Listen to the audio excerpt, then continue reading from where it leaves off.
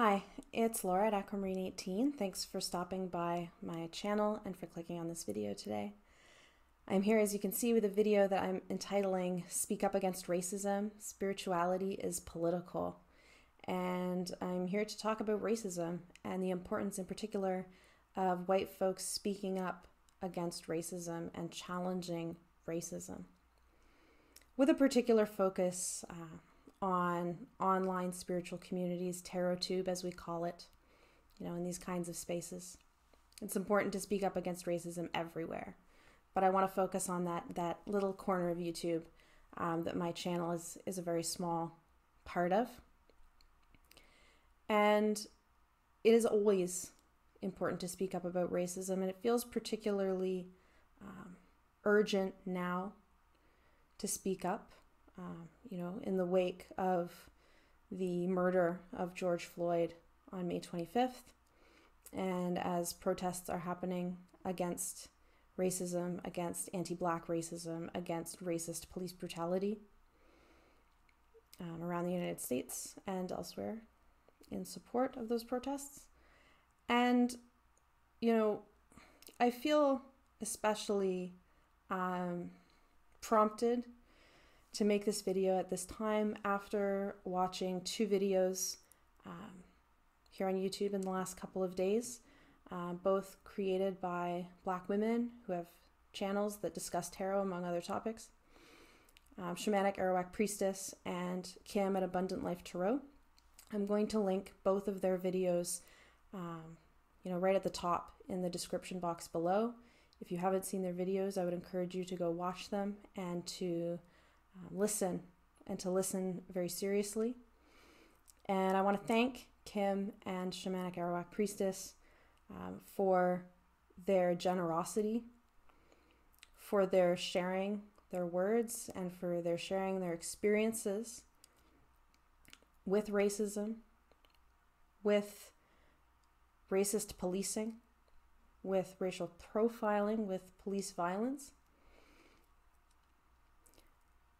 I'm grateful for your sharing those words with us.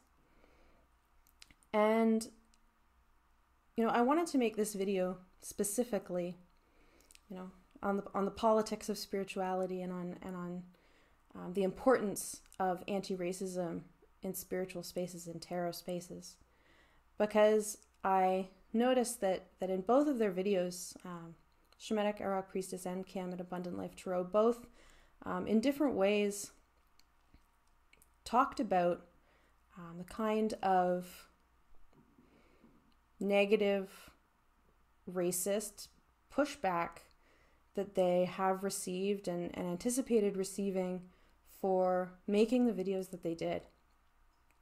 And, one of the first things that Shamanic Arawak Priestess said in her video is, people want to say spirituality and politics should be kept separate. And so I wanted to make this video, and I'm specifically addressing here white folks in the TarotTube community, in pagan and witchy and spiritual communities here on YouTube. And I'm specifically addressing, folks who have felt or said that spirituality and politics should be separate, that politics doesn't belong on tarot channels, that discussions about racism and the importance of challenging racism and standing up against racism don't belong on tarot channels. People were saying that they're tired of having conversations about representation, or tired of hearing about cultural appropriation, or tired of having conversations about diversity and decks and all of these things that we sometimes talk about, but not nearly enough and not nearly well enough.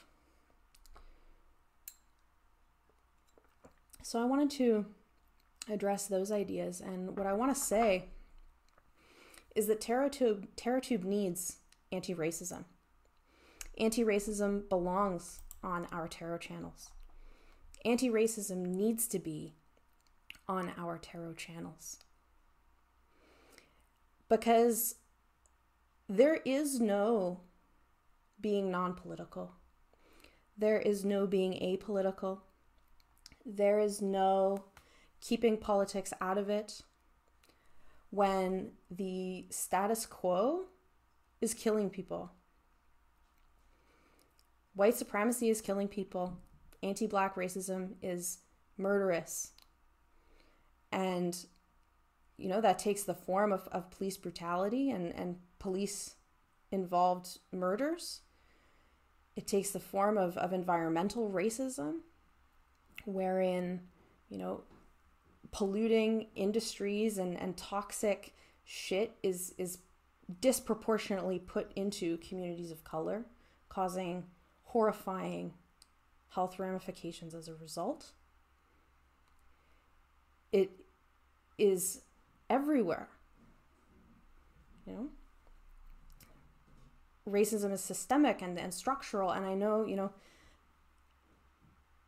a lot of the conversations happening right now are focused on anti-Black racism and police brutality in the United States. I'm not in the United States, I'm in Canada. Canada has a problem with anti-Black racism too. Canada has a problem with racist police brutality as well, and with racial profiling and carding. It is pervasive and violent. And so, as long as the status quo social arrangement is oppressive and murderous and is killing people, there is no leaving politics out of it, right? Because it's all political. And staying quiet and not speaking up and not naming racism, naming anti-Black racism, is implicitly supporting that status quo that is death. And we need to be talking about anti-racism. We need to be doing anti-racist work. And we need to be doing that in our spirituality and tarot-focused YouTube channels and other social media that we might be on, and in our day-to-day lives. We need to step up. White folks, we need to step up and talk about racism and challenge racism wherever we see it. And I saw a video by Kellyanne Maddox talking about some of these issues and talking about white fragility and the need to confront racism. And I'll link Kellyanne Maddox's video below as well.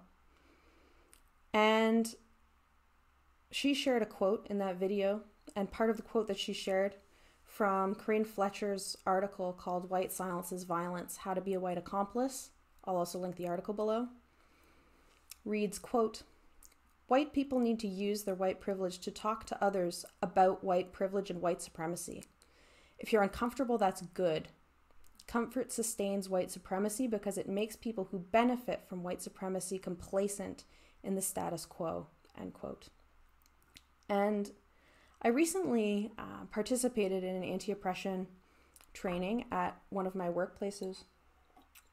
An anti-oppression training specifically focusing, not exclusively, but focusing predominantly on anti-racism. And I do anti-oppression trainings regularly. We worked hard to make them mandatory at my workplace because they're important and the work is ongoing. And in that anti-oppression training that I did, we talked about white fragility, and the facilitator talked about how, you know, a big part of that, and a big part of that discomfort, you know, is rooted in the fact that white folks in their privilege get to be comfortable when it comes to race so much of the time.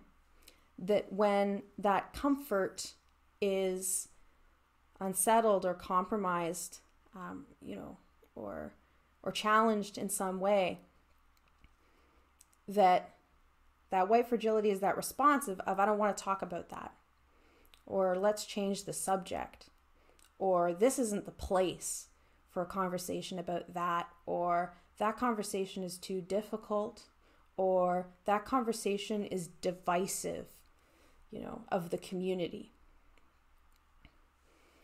Well, we need to talk about that. We need to talk about that because, like Corinne Fletcher wrote, comfort sustains the system.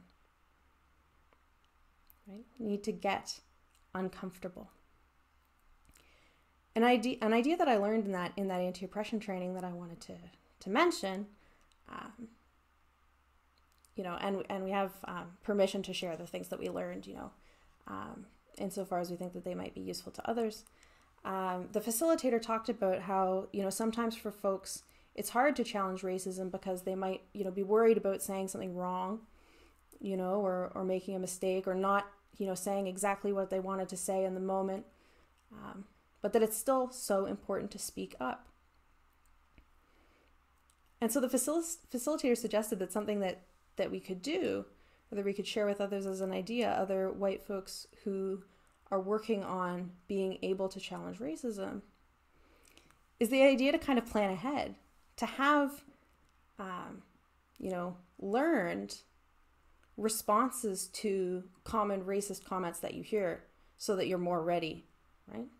To build up a toolkit of ways to speak about racism, of ways to challenge racism, right? Because that discomfort is not an excuse, right? And that discomfort, does not compare to the experience of racism. It doesn't. We need to have these conversations. And so something that I wanted to talk a little bit about is this distinction between non-racist or not racist and anti-racist. And this is not a distinction that I in any way take credit for. I'm linking two videos below, one by Marlon James and one by Ibram Kendi. And both talk about the difference between being not racist or being non-racist and being anti-racist, right? And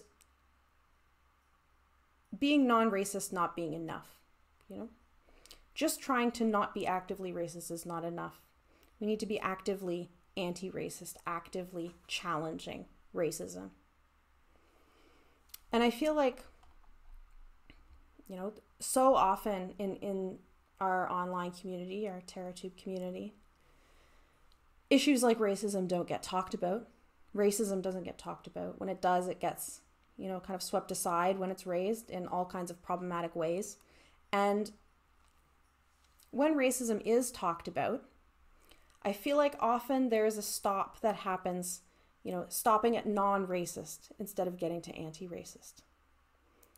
Stopping at, okay, let's not be racist, not use, particular terms that are offensive, not, buy particular things that are problematic, whatever it is. How do we shift that conversation to talk about anti-racism?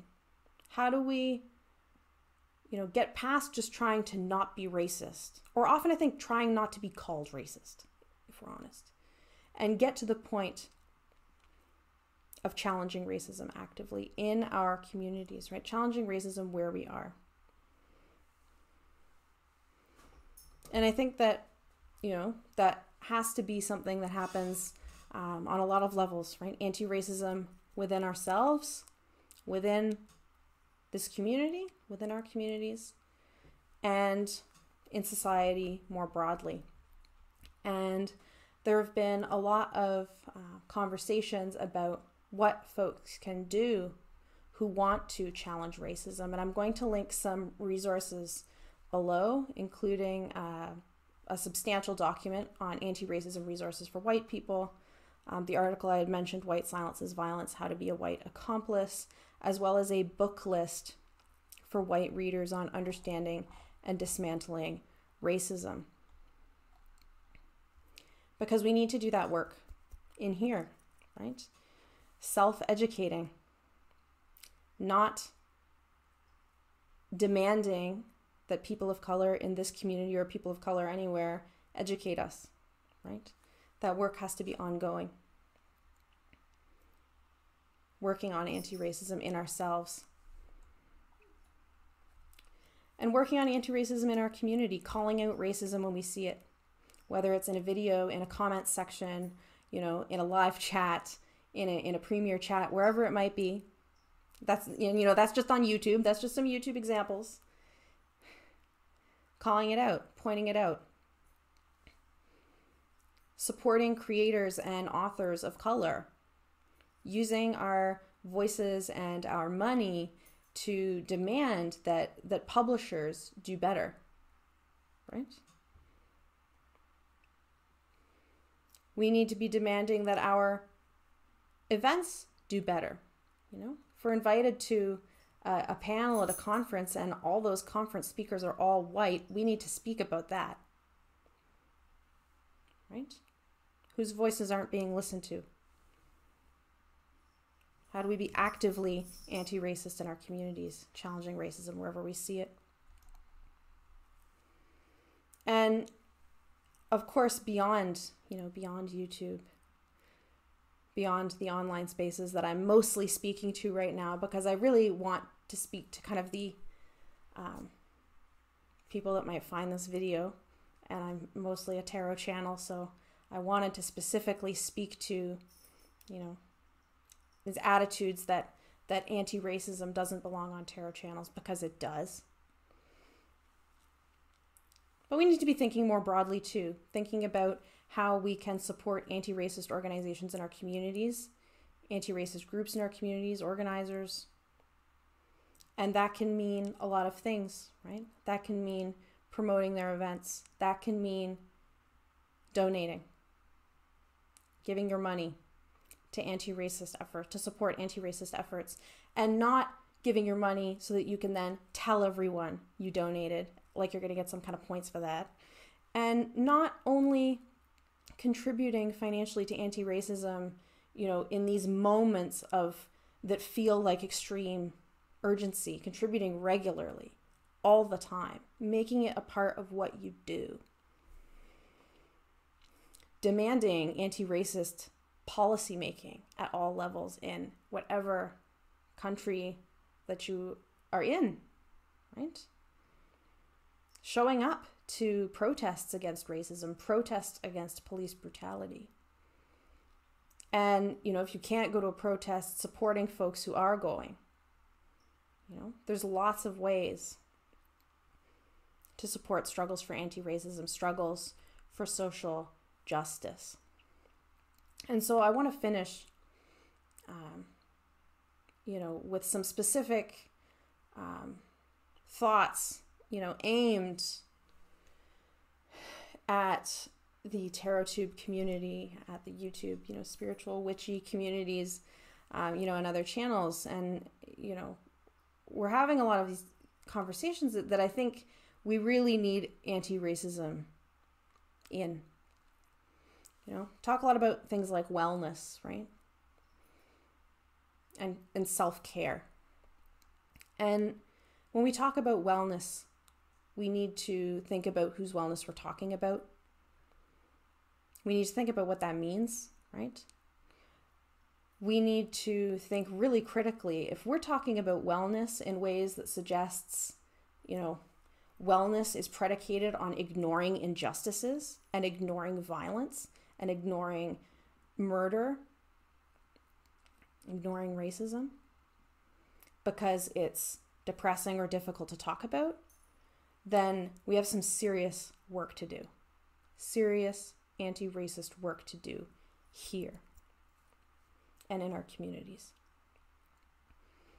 We need to talk about community care more. Talk a lot about self-care. We need to talk about community care too, and about solidarity and about mutual aid.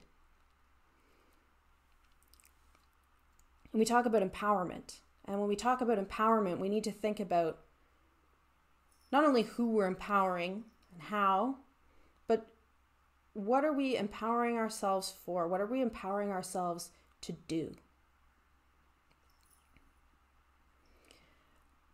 one of the questions a couple of days ago, before watching the videos that I mentioned earlier, I had filmed a video in response to the 31 days of witchcraft tag. And the question was, how do you feel about death? And I started with, a ramble about, cycles and things, acceptance of death as a part of life and all this. But where I ended at was, how do I feel about death? I feel fucking furious. Furious at so much death that is a result of injustice. And the second part of that question was, what does your spirituality have to do with this? Or how does your spirituality or your witchy practice inform your thoughts about death, or inform your thinking here? And I said that my spirituality should be fuel to fight, right? I think a lot of people do this, but every year I have a word that I will want to focus on that I put in the front of my planner. This is Metaphysician's Day Planner by Benabel Wen. And this year my word is integration. Integration. And when I chose that word, I was thinking about just bringing it all together, right? My spirituality being something that is a part of everything I do, right? And that means my politics. My spirituality is not separable from my politics. My politics is not separable from my spirituality, and it never is. When people say, that spiritual channels or tarot channels are not a place to talk about injustice, that is an injustice. That is a perpetuation of injustice. We need to speak about anti-racism. We need to speak up about anti-racism.